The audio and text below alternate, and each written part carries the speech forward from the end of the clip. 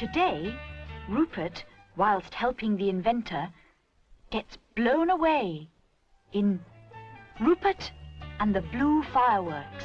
There's a little bear like you've never seen before, who's a lot of fun. Children everywhere grow to love him more and more. He's the number one. There's a million stories to be told of the things that he's done, and he's gonna share them all with you, so come along. Rupert, Rupert the Bear, everyone sing his name. Rupert, Rupert the Bear, everyone come and join in all of his games. Rupert is busy painting. He looks up. I wonder who that is. I'll go, Mummy. I expect it's one of your friends anyway. It's Pong Ping, who's very excited. Come and see the balloon. What balloon? There's a huge one flying over the common. All right, I won't be a moment, says Rupert, and he runs back into the kitchen to tell Mrs. Bear. The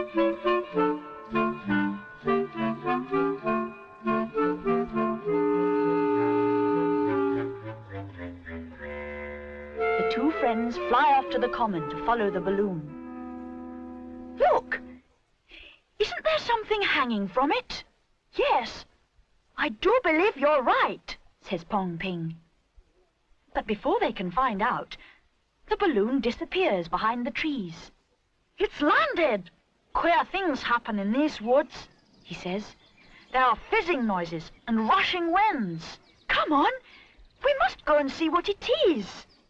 Pong Ping follows reluctantly, but the woods are quiet and peaceful, and the only sound is the wood pigeon cooing loudly above the bird song.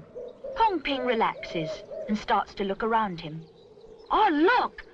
A blue firework! And there's another! Oh, that's strange. It's not Guy Fawkes' time now. Why would anyone let fireworks off in a wood anyway? The wind rises suddenly, battering against the trees and shrieking round corners. Rupert and Pong Ping are blown off their feet. Rupert is afraid he'll be blown right up into the sky, and he grabs hold of a branch. Are you all right, Pong Ping? Yes, cries Pong Ping, climbing down another tree. You see, I said peculiar things happen in this wood. Do you think the balloon came from outer space and is causing these strange winds? I don't think so, but I'm going to find out. Oh, no. I've just remembered something important. I've got to go home at once. It can't be a real wind, because I've never known a wind behave like that before. Rupert doesn't notice the inventor behind a tree watching him. What's this? Rupert sees a strange round object, which he's about to examine when a voice behind him demands, "What are you doing here, little bear?" Rupert swings round. I'm sorry, I didn't mean any harm. But the inventor ignores Rupert's apology. What are you doing with my property anyway? Is that funny thing yours? It is indeed, says the inventor. I'm so glad.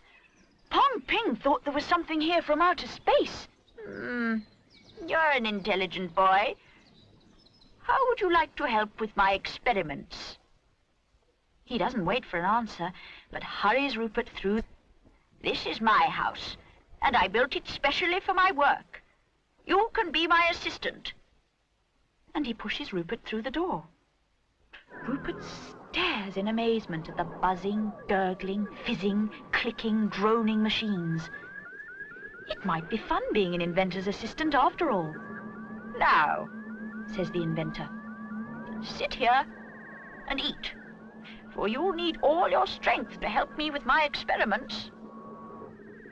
Rupert isn't feeling hungry, for it's not nearly lunchtime, but he's a polite little bear, and he manages a sandwich.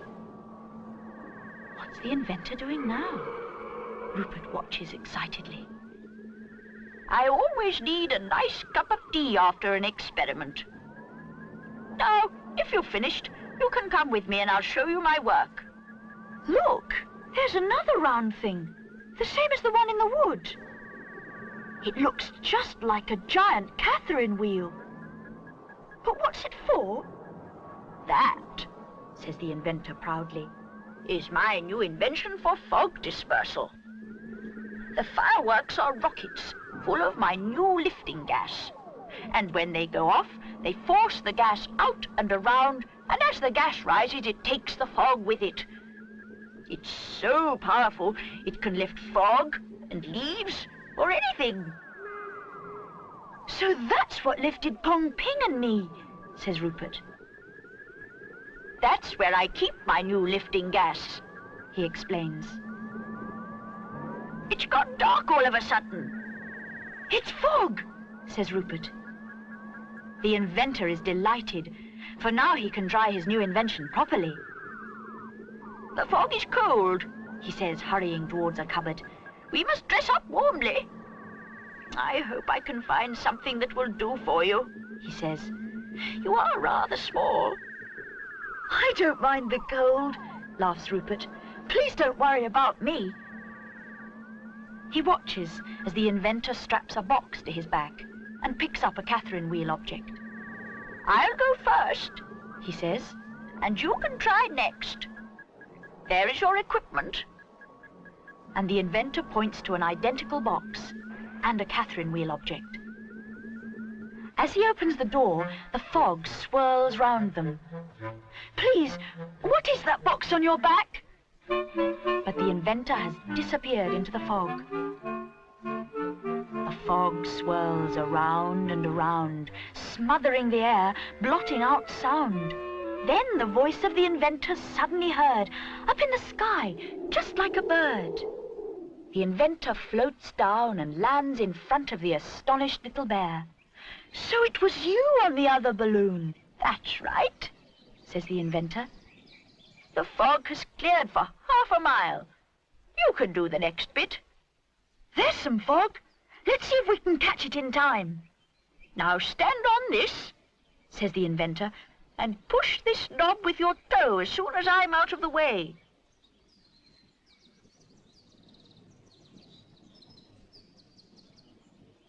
He touches it gingerly with his toe.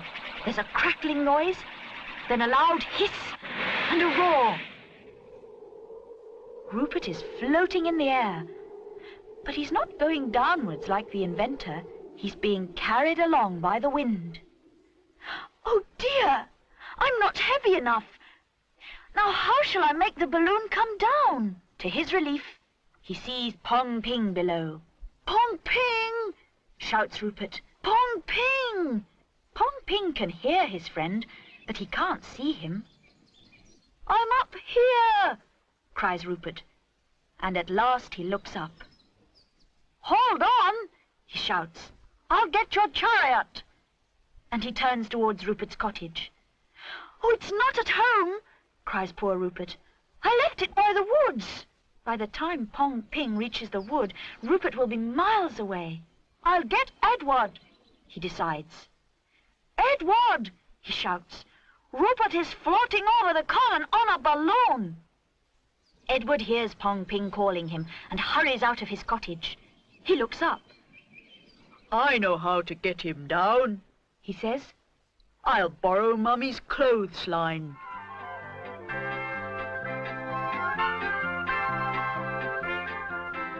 Unfortunately, it's being used, but there's no time to waste. Rupert, calls Edward, I'll throw you this rope and pull you in. He throws it as far as he can. Rupert misses. Edward throws again, even further this time. He's got it!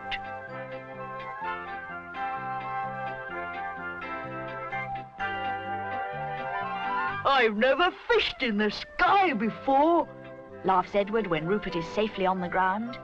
Oh dear, he sighs. They are dirty, but I didn't have time to take them off. Never mind. We'll wash them again before your mummy sees them. When Mrs. Bear hears the strange story, she says, You might have floated right away with that balloon, And so might the inventor one day. If that man dislikes fog so much, she continues, tell him to come and have a drop of my homemade syrup. It's much safer.